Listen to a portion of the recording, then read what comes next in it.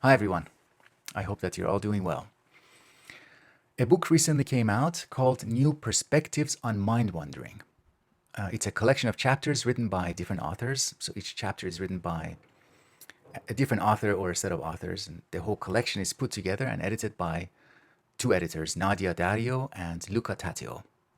Dario and Tateo have backgrounds in educational sciences and cultural psychology, which I think makes the collection interesting and unique. I also have a chapter in the book, and my chapter is called Extended Minds and Tools for Mind Wandering. And it's one of the best things I myself believe, that I've written in an academic form, in an academic format for an academic audience. And part of the reason why I think it is good is that it is accessible to non-academic and general readers. This chapter is also one of the last things I wrote as an academic before officially leaving my position. I sent the final draft, final version to the editors, and then got busy with the move from China to Canada, busy looking for new jobs, looking to see if there is any other place for me, basically, any other kind of work I could do. So that transition happened after that, after I sent them the draft of this chapter. And now it's been a year since I've left academia, and I noticed this book coming out a couple of days ago. And reading the chapter, looking at the chapter again after all this time, after all the transition, reminded me of two things. It helped me realize two things. One, the first thing is that I really think I got the timing right. I got the timing right with respect to my academic life, my life in academia. I stayed enough in academic psychology. I did the work I wanted to do. I engaged in a closed and critical manner, closed and critical way with cognitive psychology, with the experimental method, with its various applications. And I left because I reached a point where I couldn't justify continuing that, continuing that kind of work. I couldn't justify devoting the rest of my life to reading the garbage that is being produced, mass produced at a mass level by hyperactive academics who are doing a lot but aren't thinking as much. And I'm talking really primarily about the field that I was involved with, cognitive psychology.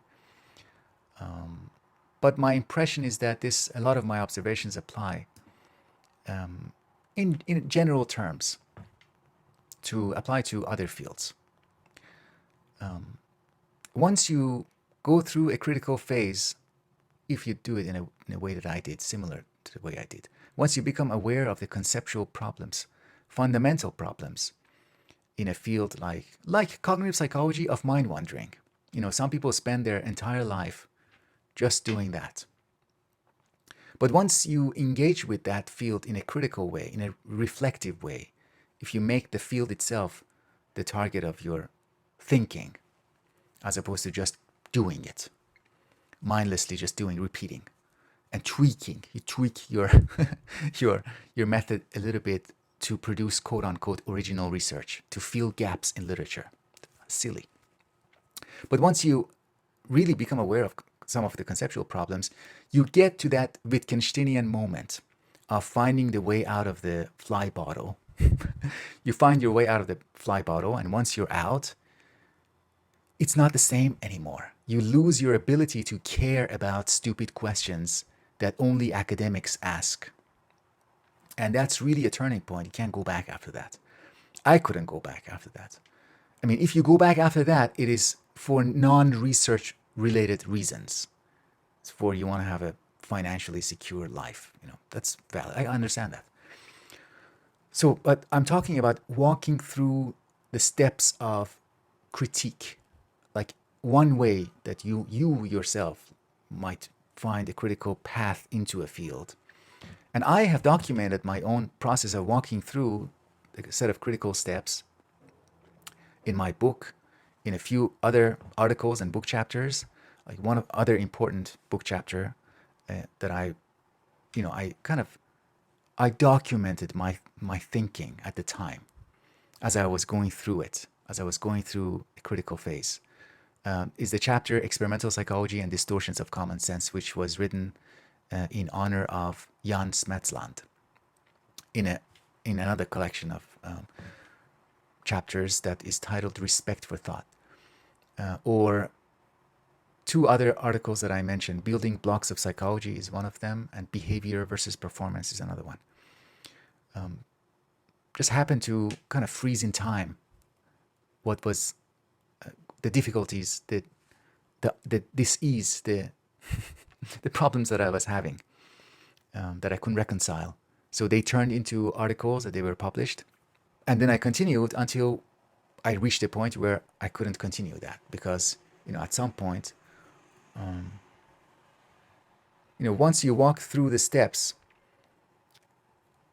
it's very difficult to continue business as usual. Unless you just want to keep your salary. And I understand that. I just couldn't live with that decision myself. It was too depressive. And for me, it was too fake.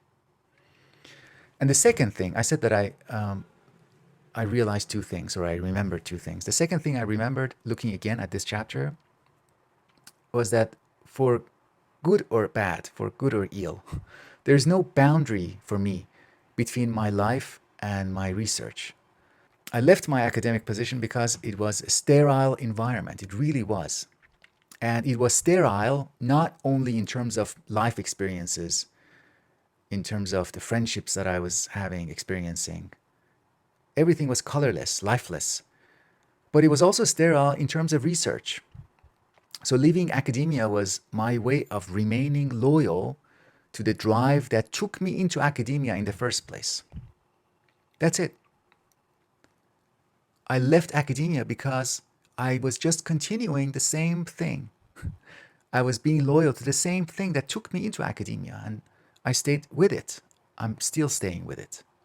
It's all part of the same process. It's all part of one thread. That's it. So I wanted to quickly share this with you, record this video, document again.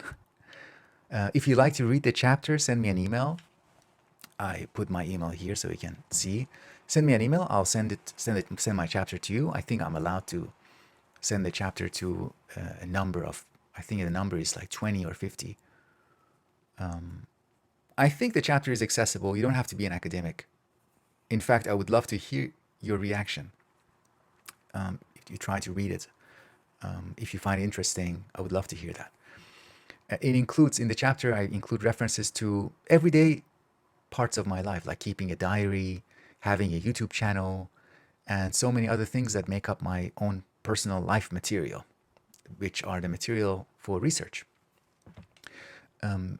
If you like to know about my current reading group, link is provided below. If you're interested in supporting me, Patreon link is also below. Otherwise, hope you take care, and I'll speak with you in future videos. Thank you.